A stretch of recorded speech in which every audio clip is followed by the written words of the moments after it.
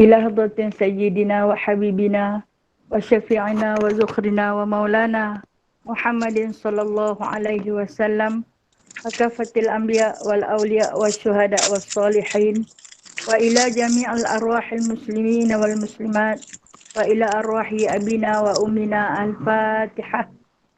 أعوذ بالله من الشيطان الرجيم.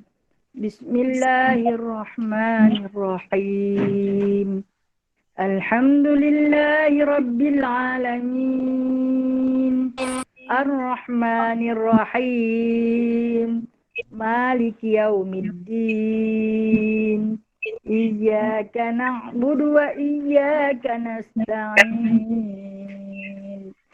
اهدنا الصراط المستقيم صراط الذين أنعمت عليهم غير المغضوب عليهم ولا الضالين.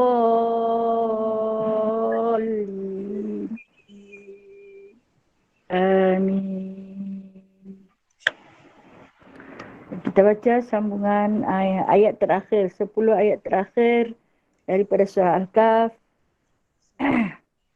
Sebagai vaksin hati, vaksin rohani. أعوذ بالله من الشيطان الرجيم الذين كانت أعينهم في غطاء عن ذكري وكانوا لا يستطيعون سمعا أفحسب الذين كفروا أن يتخذوا عبادي من دوني أولياء إنا أعتدنا جهنم للكافرين نزلا قل هل ننبئكم بالأخسرين أعمالا الذين ضل سعيهم في الحياة الدنيا وهم يحسبون أنهم يحسنون صنعا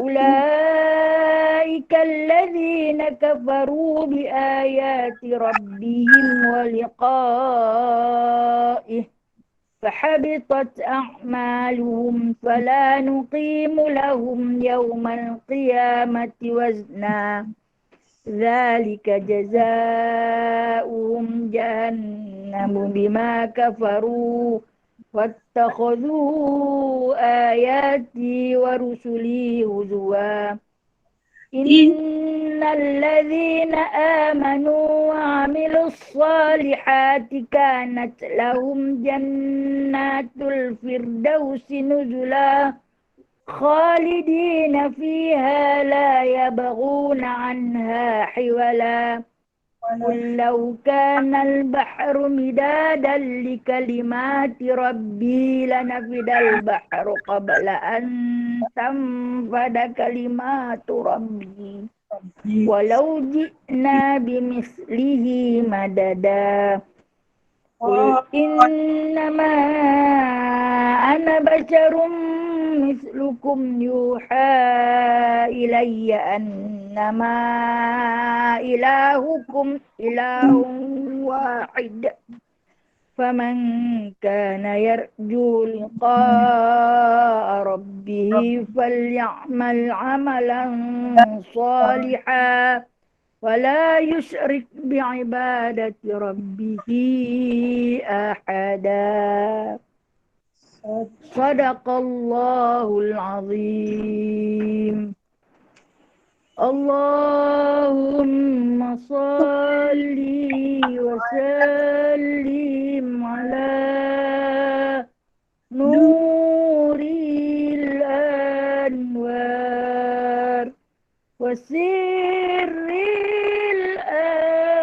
الأسرار وترياق الأغيار ومفتاح باب اليسار سيدنا ومولانا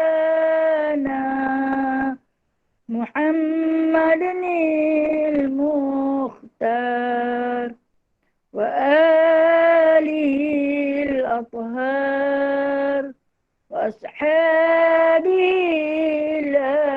الأخيار عدد نعم الله وإفضاله.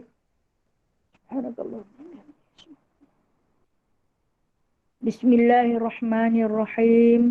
رب اشرح لي صدري ويسر لي أمري واحلل عقدة من لساني يفقهوا قولي. اللهم صل على سيدنا محمد وعلى آل سيدنا محمد كما صليت على سيدنا إبراهيم وعلى آل سيدنا إبراهيم وبارك على سيدنا محمد وعلى آل سيدنا محمد كما باركت على سيدنا إبراهيم وعلى آل سيدنا إبراهيم في العالمين إنك حميد مجيد. بسم الله الرحمن الرحيم.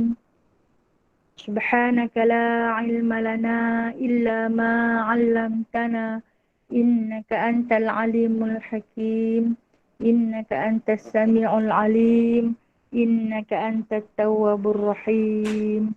أما بعد فيا عباد الله. Alhamdulillah, sahabat-sahabat yang diredai, yang dikasihi, yang dirindui baginda sallallahu alaihi wasallam.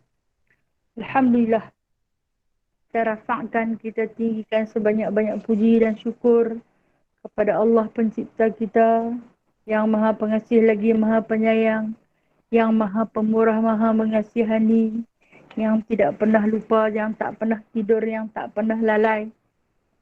Bahkan yang sentiasa memelihara kita. Allahumma takabbir. Allah yang maha membesarkan diri. Dengan kebesarannya kita kembali lagi pada pagi ini. Dengan kemurahannya, rahmat dan pemberiannya yang bertimpa-timpa kepada kita. Di samping sedikit ujian, Alhamdulillah kita terus menjalani kehidupan sebagai hamba Allah dengan penuh rasa kesyukuran. Terima kasih wahai Allah kerana menghidupkan lagi kami terus di atas jalan Islam. Alhamdulillah. Jadi insya-Allah hari ini kita akan sambung pengajian kita, muzakarah ilmu kita, iaitu sebuah kitab yang diberi nama dengan nama Syama'il Muhammadiyah, keagungan peribadi Nabi sallallahu alaihi wasallam. Kerana kita tahu tidak ada makhluk yang terlebih agung, sifat karomahnya, sifat kesempurnaannya, akhlaknya, peribadinya, tutur kata, tingkah laku, tidak ada yang terlebih agung, tidak ada yang terlebih syumul, melainkan yang Allah Ta'ala tumpahkan kepada satu jasad yang diberi nama dengan nama Muhammad bin Abdullah, yang menjadi ikutan kita baginda sallallahu alaihi wasallam. Alhamdulillah, insya-Allah kita akan sambung hari ini hadis yang ke-346. Kalaulah kitab saya muka surat 116. Hadis yang ke-346, iaitu kita masih lagi dalam perbicaraan bab mengenai akhlak baginda sallallahu alaihi wasallam. Kita baca dulu lah. A'udzu billahi minasyaitonir rajim. Haddatsana Qutaibah bin Sa'id wa Ahmad bin Abdah huwa ad-Dabi wal ma'ni wahid. Qala haddatsana Hammad bin Zaid an Salim al-Alawi an Anas bin Malik an Rasulullah sallallahu alaihi wasallam annahu kana 'indahu rajulun bi atharu sufrah. Qala wa kana Rasulullah sallallahu alaihi wasallam la yakadu yujihu ahadan bi shay'in yakrahu. Falamma qama qala lil qaum law qultum lahu yad'u hadhihi as-sufrah. Hadis diriwayatkan daripada Anas bin Malik radhiyallahu anhu menyatakan, terdapat seorang lelaki di sisi Rasulullah sallallahu alaihi wasallam, pada dirinya ada bekas kesan sufrah. Sufrah ni yakni wangian Warna kuning dibuat daripada za'faran. Rasulullah sallallahu alaihi wasallam sendiri hampir tidak pernah mengungkap seseorang dengan apa yang baginda benci. Maka apabila orang itu pergi, baginda berkata kepada orang yang hadir, alangkah baiknya kamu semua mengatakan kepadanya untuk meninggalkan sufrah ini. Jadi hadis ini diriwayatkan daripada Anas bin Malik, yang mana Anas bin Malik radhiyallahu anhu merakamkan tentang sikap baginda sallallahu alaihi wasallam, yang mana Nabi ketika ini duduk, terdapat seorang laki-laki di sisi Rasulullah. Tidak diberitakan, tak diberitahukan siapakah laki-laki tersebut yang duduk dengan Nabi sallallahu alaihi wasallam serta dikelilingi oleh para sahabat yang lain. Dia duduk dekat Nabi. Keadaan laki-laki tersebut, dia kata pada dirinya ada bekas kesan sufrah. Sufrah ini za'faran. Minyak wangi za'faran. Za'faran ni ataupun safran. Safran. Dia sifat dia kuning. Warna dia. Sebab kalau kita tengok orang nak buat nasi biryani dan timbul berwarna za'faran. Kuning dia tu kuning keemasan. Memang kuning dia tu kuning cantik. Laki-laki ni dia pakai pewangi, minyak atar, utur. Yang dihasilkan daripada bunga safran. Bunga safran ni bukan dia ambil kelopak bunga tu, dia ambil sari tu. Sari bunga tu saja. Untuk dijadikan sebagai minyak wangi. Subhanallah. Za'faran ataupun safran ini adalah di antara wangian yang layak untuk perempuan. Yang tidak disapu pada pakaian, tetapi ianya adalah wangian yang disapu pada kulit.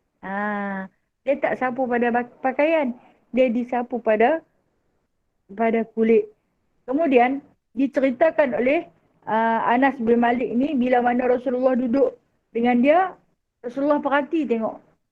Dia sapu minyak wangi daripada safran tu, daripada sufrah disebut sini kan, wangian sufrah. Sufrah tu maksud dia, sufrah ni dalam bahasa Arab safrah, asfar, kuning. Dia memang sifat dia kuning. Kalau kata kita buat dakwat kan, orang nak buat dakwat safran yang dia perendam, kemudian ditulis di atas pinggan putih, kemudian diminum airnya. Cukup baik air daripada sari bunga safran ini adalah kebaikan dia, di antaranya dia menerangkan pintu hati, membuka minda. Bagus untuk sakit-sakit urat, sakit-sakit sendi, sakit-sakit kena sihir dan sebagainya. Tetapi tidak sesuai disapu pada pakaian walaupun dia wangi. Tak sesuai. Maka ketika ini kata Nabi ada kesan sufrah. Kesan sufrah ini kesan kuning hasil daripada bunga za'faran. Wangian za'faran tu disapu di pakaian dia. Kemudian Rasulullah hampir tak pernah mengungkap, tak bercakap. Rasulullah diam saja waktu tu. Dia tak bercakap terus. Jadi hadis ni dia nak cerita tentang uslub ataupun sifat baginda sallallahu alaihi wasallam dalam nak membetulkan kesilapan laki-laki ni tadi. Sahabat-sahabat yang ada di sekeliling Nabi rasa heran pasal apa Nabi sampai tak bercakap. Diam terus menerus. Itu yang kata hampir-hampir dia tak bercakap apa terus. Ketika ni dia sebenarnya dia terpaku melihat pakaian laki-laki itu penuh dengan warna kekuningan. Kemudian dia kata, dengan apa yang baginda benci, sebenarnya dia tak suka. Dia benci tengok. Berkeretang, bertampuk-tampuk pada pakaian putih itu. Dengan minyak wangi yang berwarna kekuningan itu. Maka apabila orang itu pergi, baginda berkata kepada orang yang hadir, alangkah baiknya kamu semua mengatakan kepadanya untuk meninggalkan sufrah ni. Bila mana orang tepi, Nabi pun kata kepada sahabat-sahabat yang ketika itu Anas bin Malik pun ada bersama-sama dengan baginda sallallahu alaihi wasallam. Nabi kata apa? Lebih baik kalau kata hampa ditengok lagi dia mai dalam keadaan macam tu, tolonglah tegur. Kata dekat dia, tak usah pakai minyak wangi macam tu dah. Sebab apa? dia menampakkan pencemaran dalam pemakaian. Ini kita tengok balik. Kita baca bab bersugi baginda sallallahu alaihi wasallam. Memang dia tu sunnah, memakai wangi-wangian juga sunnah. Tapi jangan sampai orang tengok benda tu kotor. Memakai wangi-wangian tu sunnah. Tapi bila tengok berkeketang kuning sana, kuning sini, apa pandangan orang? Orang akan hina pada pakaian yang macam tu. Jadi, Nabi ni bila dia tengok keadaan tu, dia tak suka. Yang dia kata, dia tengok, dia benci benda tu. Sebab orang kata, pakai minyak wangi lumuk sampai lagu mana. Sampai berlemus baju-baju. Sebab, saffron ni dia bersifat kuning. Dia melekat di baju. Jadi Nabi benci. Dan larangan ini, tegahan ini bersifat tegahan tahrim. Setengah sahabat mengatakan tahrim ni haram. Nabi kata haram tu. Tapi baginda sallallahu alaihi wasallam. Namun bagi para sahabat, kata baginda sallallahu alaihi wasallam, tegahan itu tegahan yang berbentuk tanzis. Apa dia tanzih ni? Tanzis ini iaitu satu galakan, tinggalkan. Jangan pakai minyak wangi yang mana minyak wangi itu mengakibatkan pencemaran pada warna pakaian. Jadi boleh pakai, tapi pakai pada kulit. Sebab dia tak lekat pada pakaian. Maka Nabi tak suka, Nabi tegur. Jadi kita nak pakai minyak wangi yang tak ada warna. Kalau nak pakai yang ada warna, jangan sampai lekat di pakaian. Benda ni benda yang Nabi benci, Nabi tak suka. Jadi inilah yang dikatakan sifat baginda sallallahu alaihi wasallam. Kesalahan yang dilakukan oleh laki-laki tadi yang ada di dalam hadis yang kita baca ni tadi sebenarnya ianya menimbulkan kesan yang cemar pada pakaiannya, membuatkan Nabi sallallahu alaihi wasallam tak selesa memandang. Kalau Nabi pun tak selesa memandang, Nabi bimbang.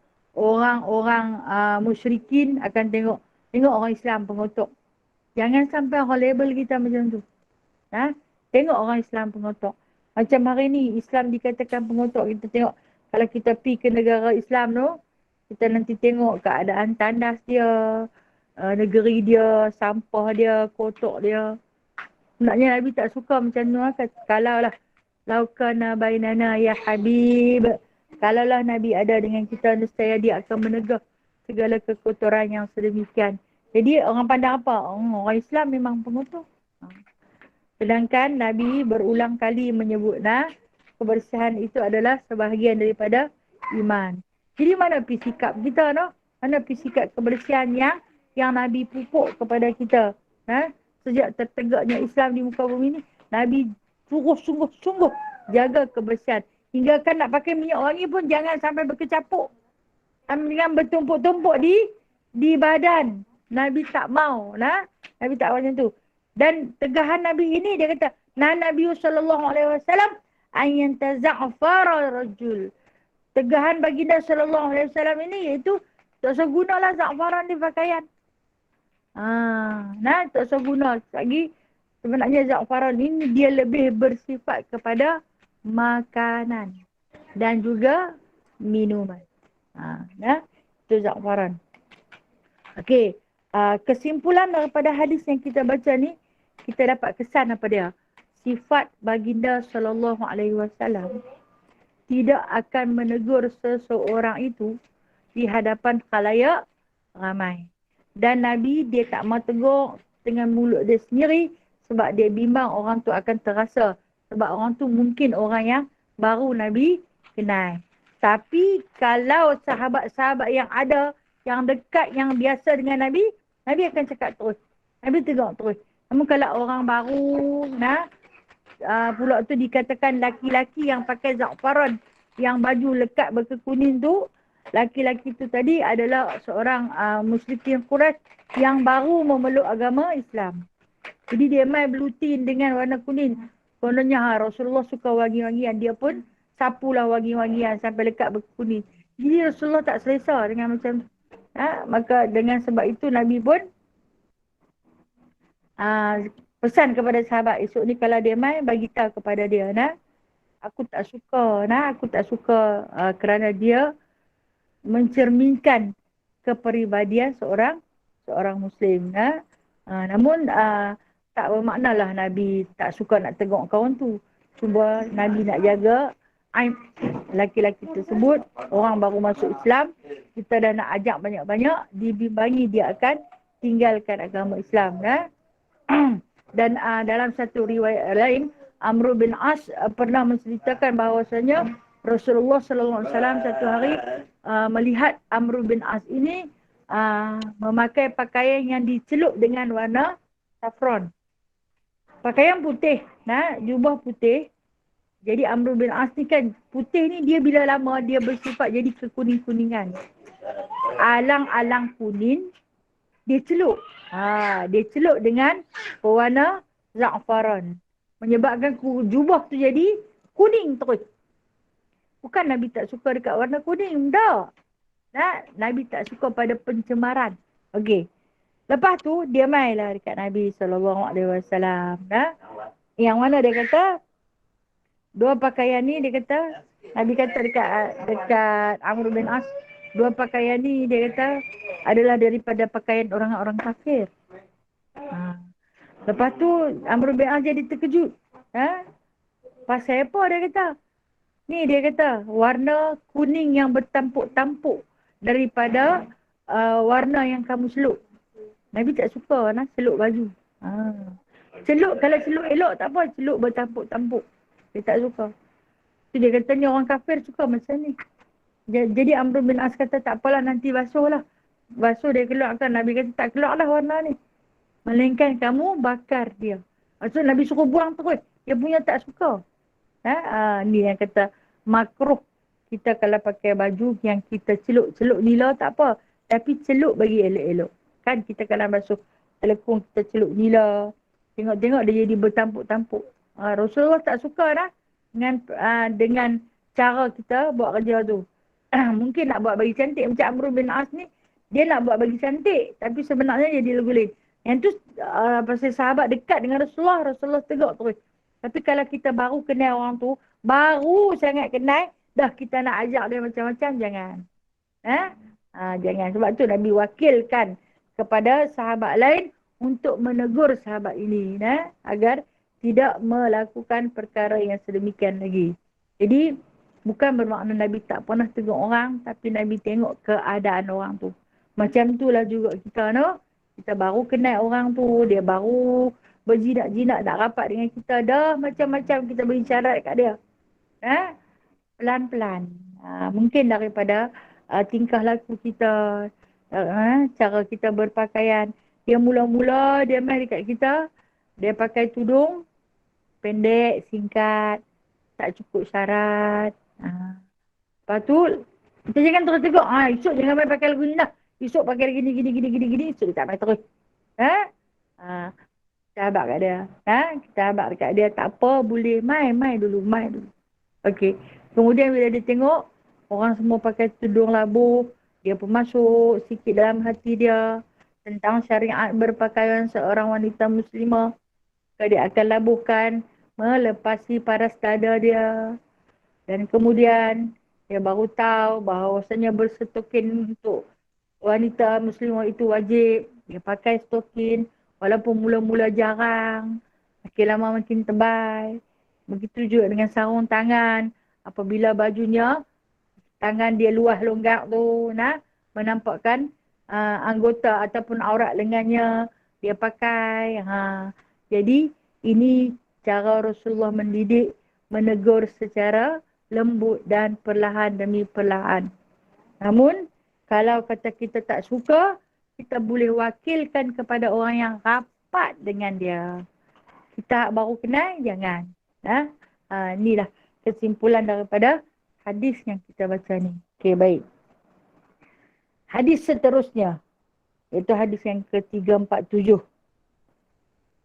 حدثنا محمد بن بشار قال حدثنا محمد بن جعفر قال حدثنا شعبة عن أبي إسحاق عن أبي عبد الله الجدلي واسمه عبد بن عبد عن عائشة أنها قالت لم يكن رسول الله صلى الله عليه وسلم فاحشا ولا متفحشا ولا ضحابة ولا صخابة في الأسواق ولا يجزي بسيئة سيئة ولكن يعفو ويصفح. Aisyah radhiyallahu anha menyatakan Rasulullah sallallahu alaihi wasallam bukanlah orang yang suka bercakap keji dan baginda tidak pernah melakukan kekejian. Baginda tidak pernah berteriak-teriak di pasar. Baginda tidak pernah membalas keburukan dengan keburukan. Tetapi baginda sentiasa memaafkan dan bersifat berlapang dada.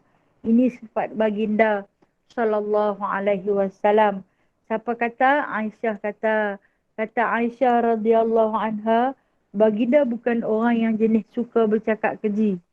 Cakap merapu, sembang benda-benda yang kita kata mencarut lah. Mencarut, maki orang, melatah benda-benda yang bukan-bukan. Itu bukan sifat Nabi. Dia memang tak suka.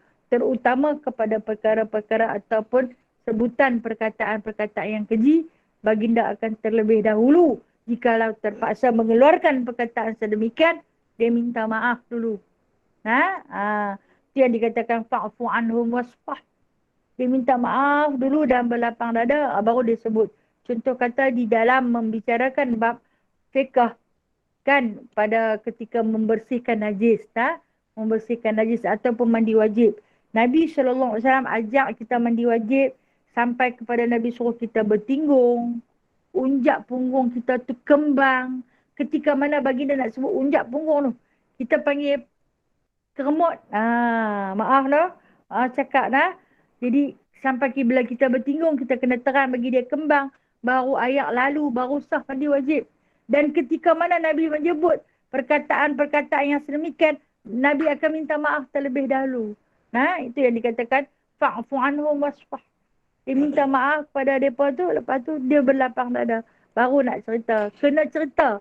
Benda fiqh ni, kalau bab macam hukum-hukum jima', hukum-hukum mandi wajib, hukum-hukum haid, nifas, wiladah, memang kena cerita sampai habis-habis. Tapi Nabi minta maaf. Tapi yang ni hak yang tak ada hukum.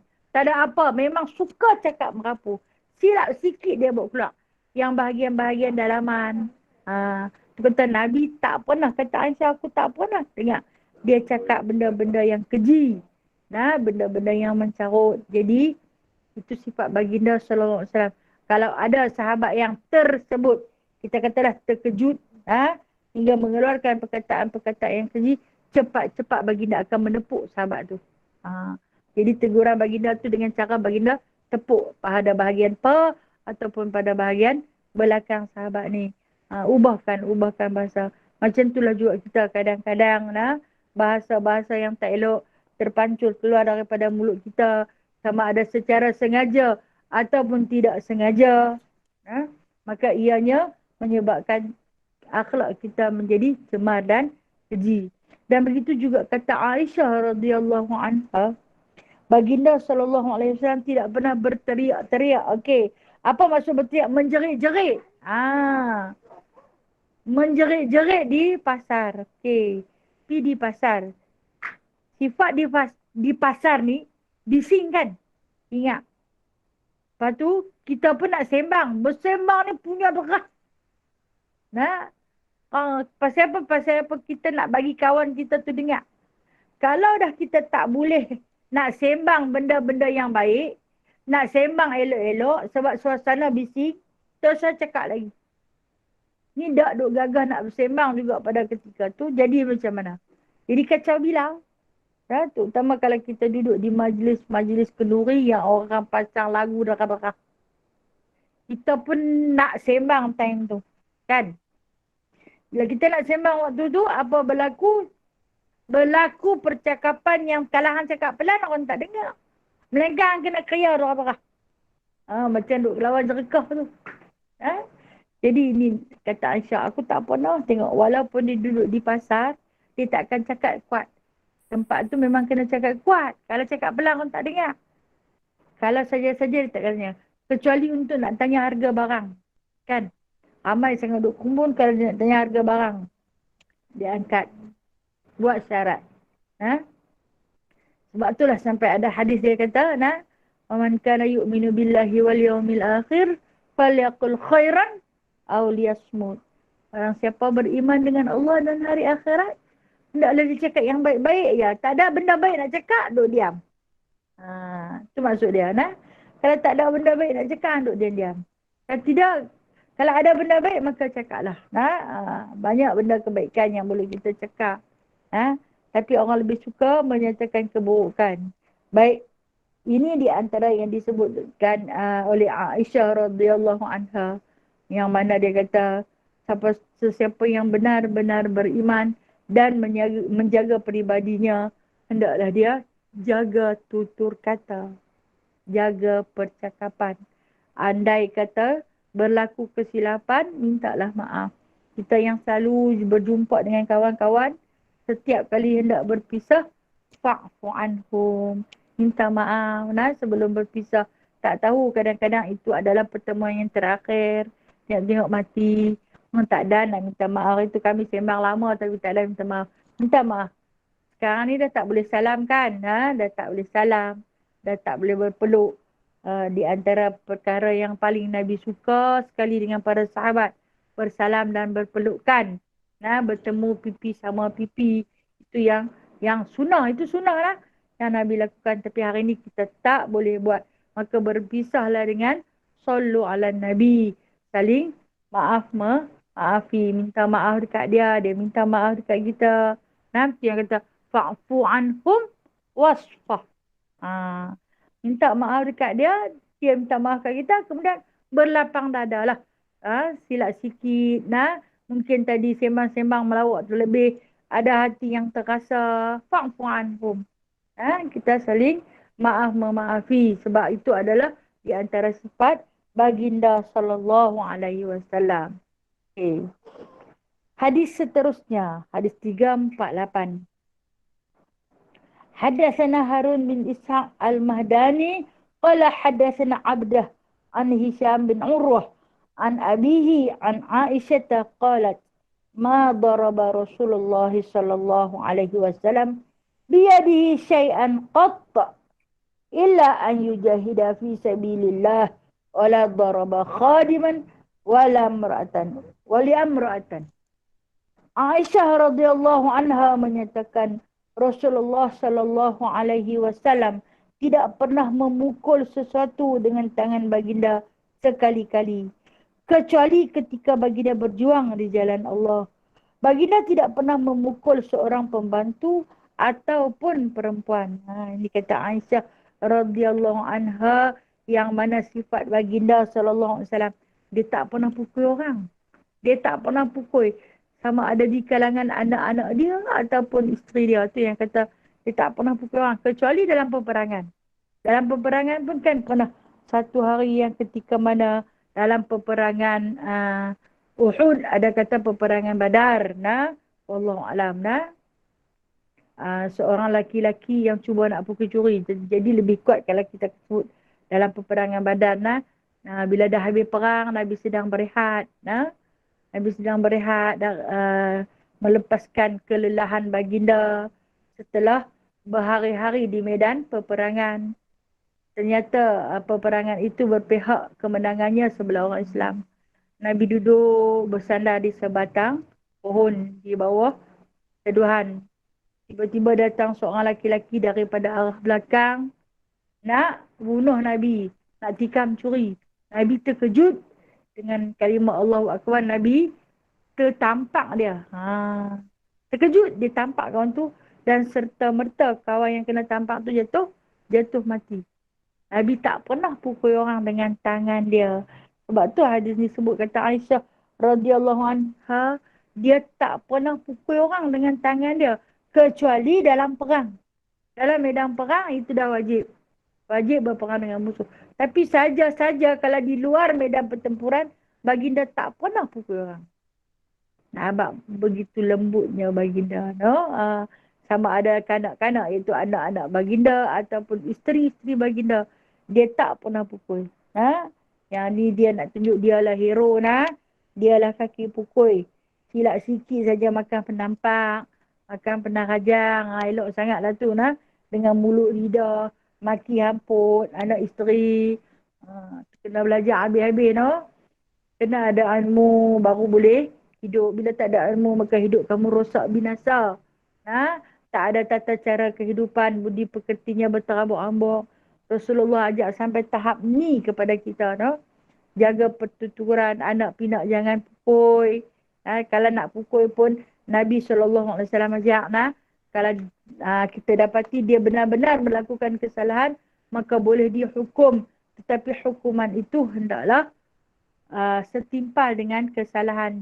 Sampai dia mungkin bagi pecah pinggan. Dia bagi pecah pinggan. Bukan sengaja pinggan tu terjatuh. Tangan dia tak kuat lagi. Jatuh pecah pinggan. Mak ayah yang budi pekertinya kurang. Terus tampak anak tu. Tampak tangan. Yang paling menyedihkan, penampak di muka. Amboi bagi pecah pinggan. Penampak terus. Kemarahan walhal berapa sangatlah pinggan tu. Kadang-kadang mungkin harga pinggan tu pun tak berharga. Beli sabun dapat percuma pun nak marah. Nabi larang sungguh-sungguh. Nabi larang sungguh-sungguh. Kalau kata dia benar-benar bersalah, kalau nak menghukum, hukumlah dia daripada pusat hingga ke bawah. Jadi kaki dia tampak di kaki dia. Sebab tu pun kalau dah kita perolehi, kita dapati dia benar-benar bersalah dalam hukum.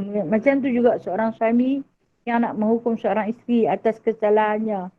Yang mana yang Nabi izinkan apabila seorang isteri yang keluar daripada rumah tanpa izin suami, ataupun seorang isteri yang tak pandai jaga harta suami, ataupun seorang isteri yang selalu meli'an, yang melaknati suami. Boleh seorang suami itu menghukum isterinya, iaitu hendaklah di rotan pada bahagian bawah daripada paha. Ni dia tak rotan tang situ dia hanya nampak pada bahagian muka. Rasulullah larang sungguh-sungguh memukul pada bahagian muka kerana ia menampakkan kecacatan. Kadang pergi tengok lebam sebelah muka dia, bengkak sebelah mata dia. Orang tengok, orang semua akan tanya, kenapa? Kenapa? Dia yang tak tahu pada ayah dia pukul dia. Kesian kita tengok anak-anak yang macam tu Kita tengok, tapi Alhamdulillah sekarang atas perbuatan dara tu dah diketengahkan. Kalau dulu-dulu zaman kita kecil-kecil dulu orang tak peduli. Mak pak ni dia pukul lah kadang sampai merambu-rambu darah. Anak tu sampai cedera teruk, cedera parah. Tapi tak ada laporan. Orang tak bawa pergi hospital pun. Habis sangat orang sapu minyak angin, bubuh minyak gamat. Ada anak tu yang kita saksikan sendiri, dia kena pukul. Seminggu tak boleh tidur terlentang, kena tidur menerak. Penuh berbirak-birak belakang dia. Kesian, mak tu lah sambil menangis sapu minyak angin tiap-tiap hari. Yang si bapak tu, aku geram sangat. Siapa suruh dia buat macam tu, macam ni, macam tu. Terjun dalam parit kot, tangkap ikan pelaga, sebab apa? Zaman penuh kejahilan, Orang tak mengaji bab ni, bab pendidikan. Orang tak kenal Rasulullah secara habis-habisan. Itulah akibatnya. Sebab tu awal-awal kehidupan kenal Allah. Kemudian kenallah Rasul. Bila kamu kenal Allah, kena kenal kekasih dia. Kekasih dia nak ajak kita. Satu persatu nilai sebenar kehidupan. Menjadi Muslim yang sejati. Ini sifat Rasulullah SAW. Yang mana walaupun kepada seorang khadam, dia tak pernah tinggi suara. Kan? Itu Anas bin Malik cerita. Dia tak pernah tanya kepada Nabi, siapa suruh hang buat benda ni? Awak tak buat benda ni kan aku dah suruh buat. Awak hang buat benda ni. Dia tak pernah kata. Kalau hangpa tak buat, tak lagi dia buat.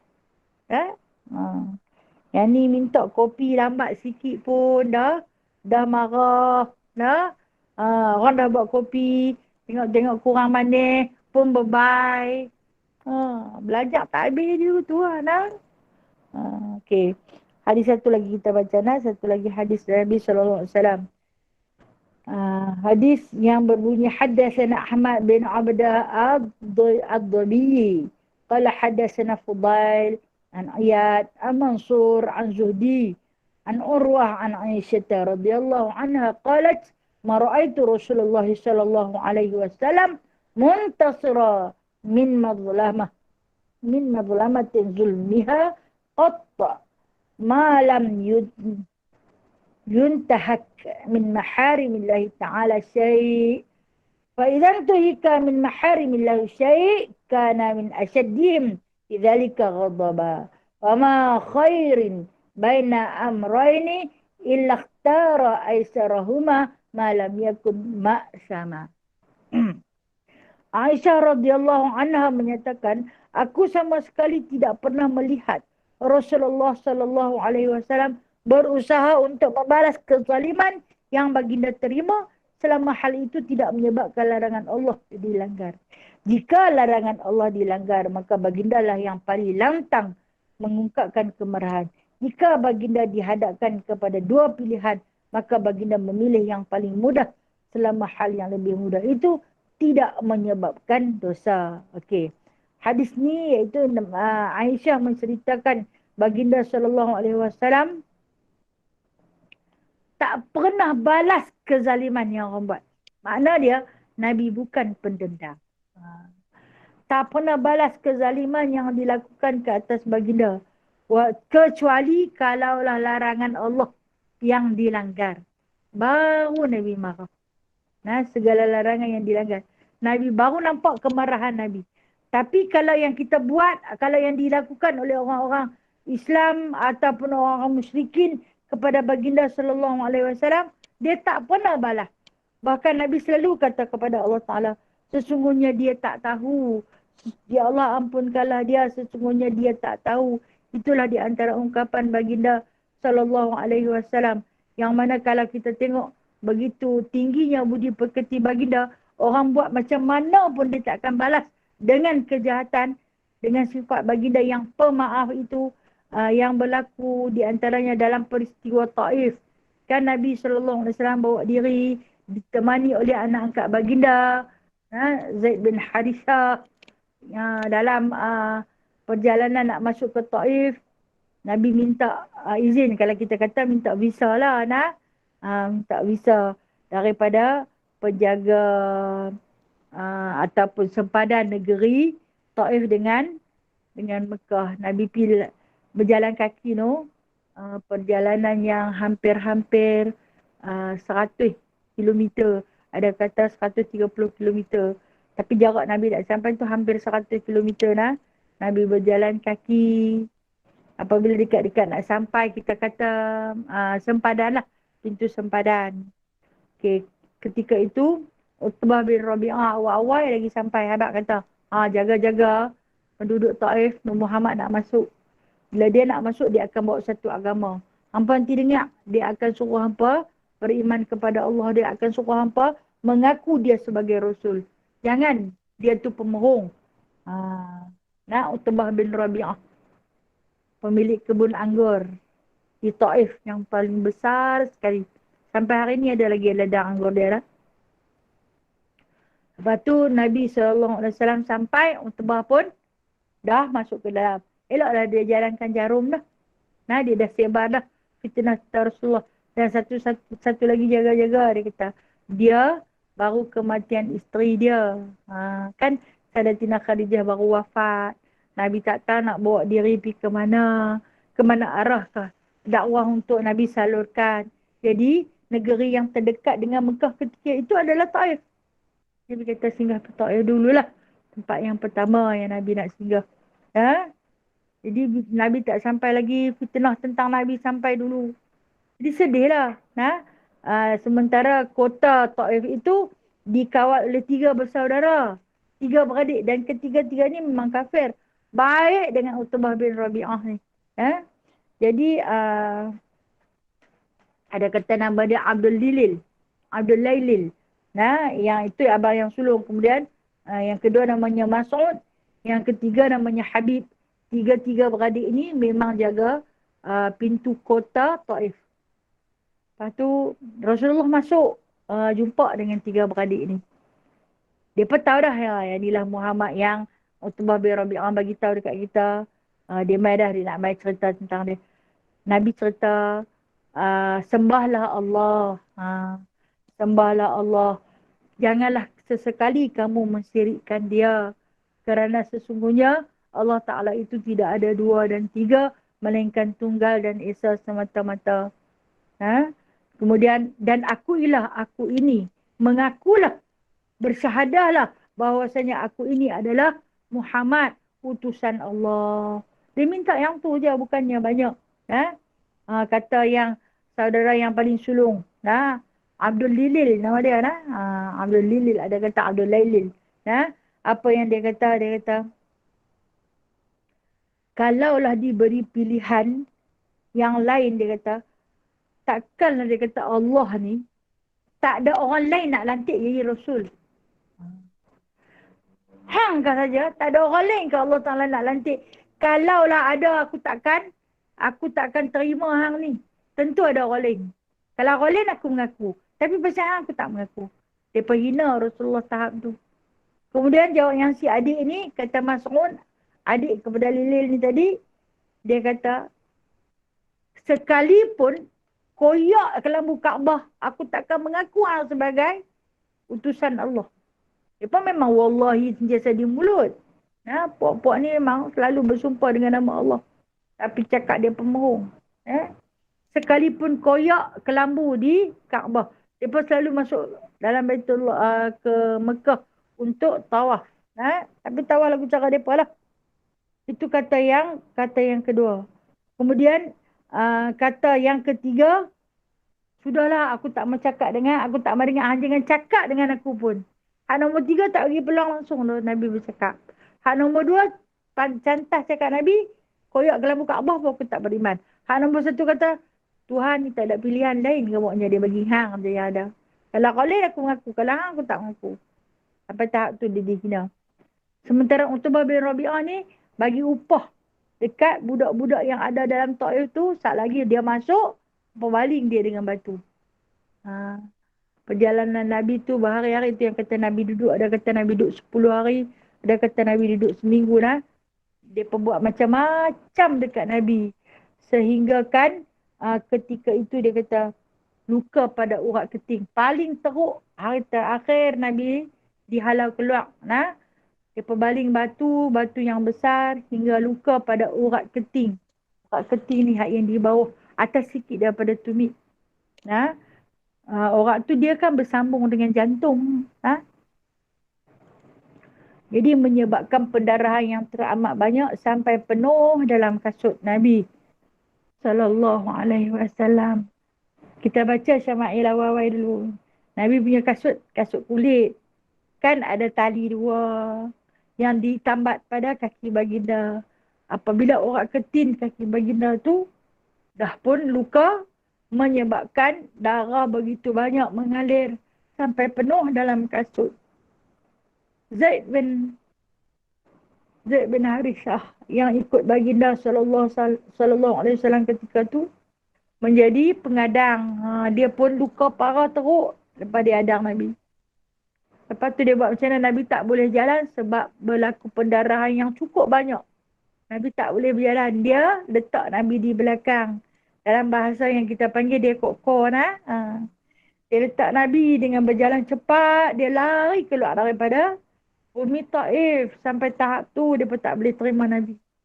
Nabi ni sepanjang perjalanan kata Zaid, ya Allah ampunkan mereka. Ya Allah sesungguhnya mereka tak tahu.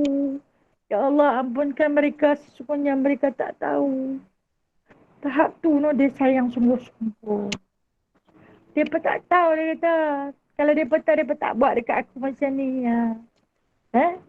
Lepas tu, bila mana Zaid ni tak tahu nak letak kat mana. Tak tahu nak pergi letak Nabi kat mana. Parah sangat. Maka bersandarlah di satu pohon kurma. Untuk merawat luka.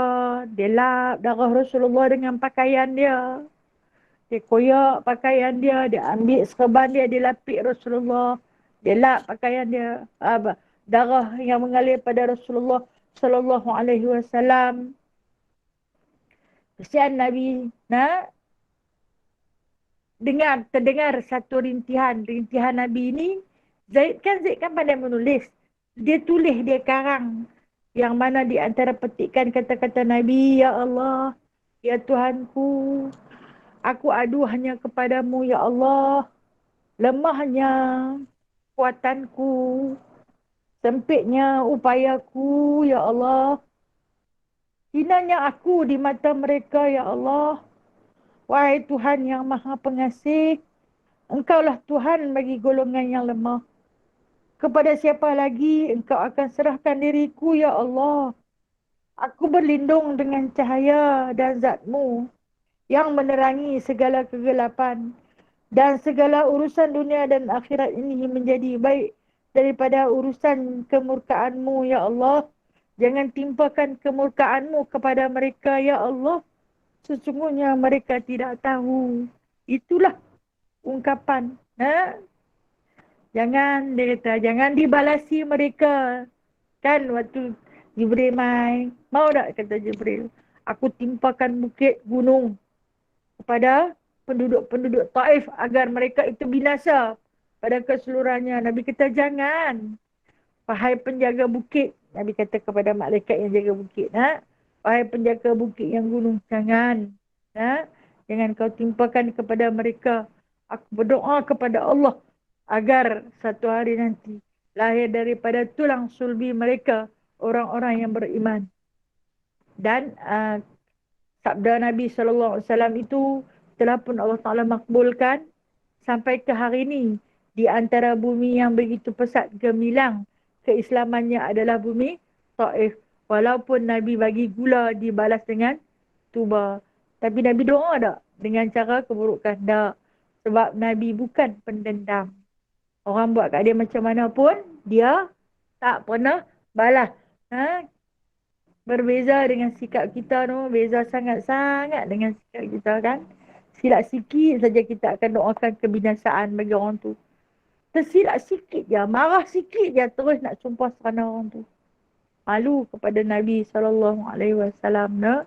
Itulah kehebatan sikap baginda yang tidak pernah berdendam walaupun kepada orang yang bukan Islam.